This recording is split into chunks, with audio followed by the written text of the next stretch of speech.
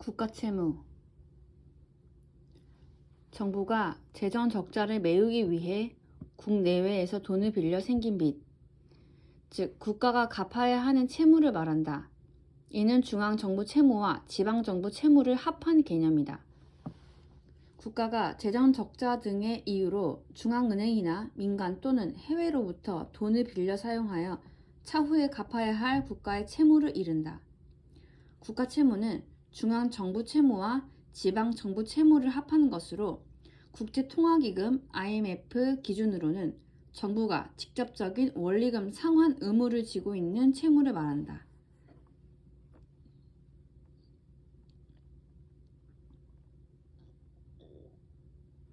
중앙정부 채무는 크게 차입금, 국채, 국고채무 부담 행위 등 세 가지로 나뉜다.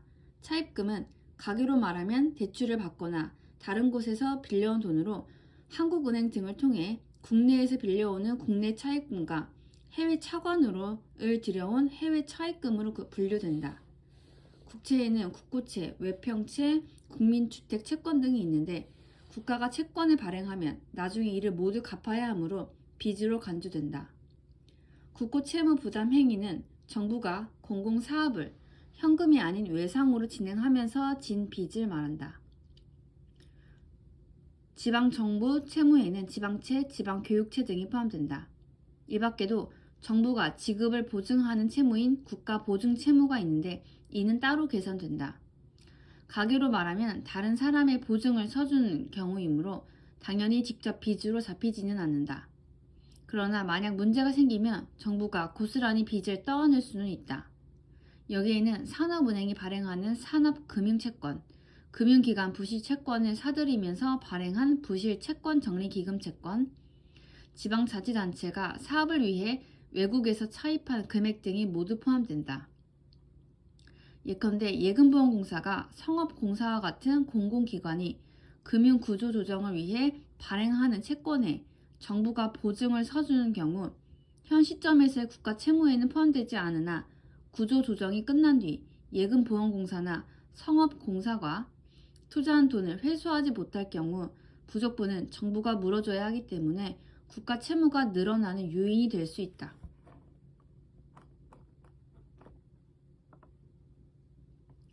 국가가 국내외에 진 빚. 국가채무에는 크게 네 가지 개념이 있는데 가장 좁은 의미에서에는 각종 차입금, 국채, 국고채무 부담 행위만을 지칭한다. 국고채무 부담 행위란 각종 국가발주 공사 등을 지칭한다.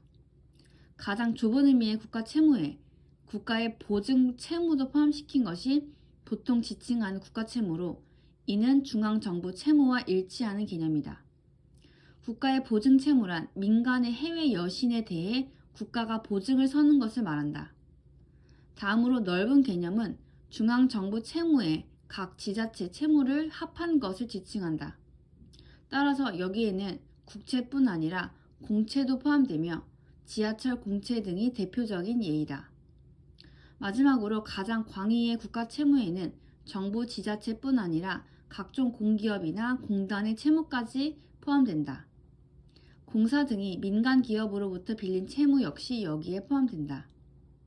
또한 국가채무는 국민에게 거둬들이는 세금으로 상환해야 하는 적자성 채무와 융자금, 외화자산 등 대응 자산이 있어 자체 상환이 가능한 금융성 채무로 나뉜다. 금융성 채무는 채권을 회수하면 되기 때문에 상환을 위해 별도 재원을 마련할 필요가 없지만 적자성 채무는 이자와 원금, 상환 부담 등이 발생한다.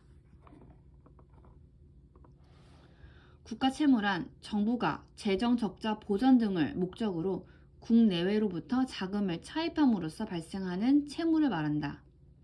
국제통화기금과 경제협력개발기구는 국가채무의 주체와 채무의 구체적 범위를 정하고 있으나 국가별로는 차이가 있다.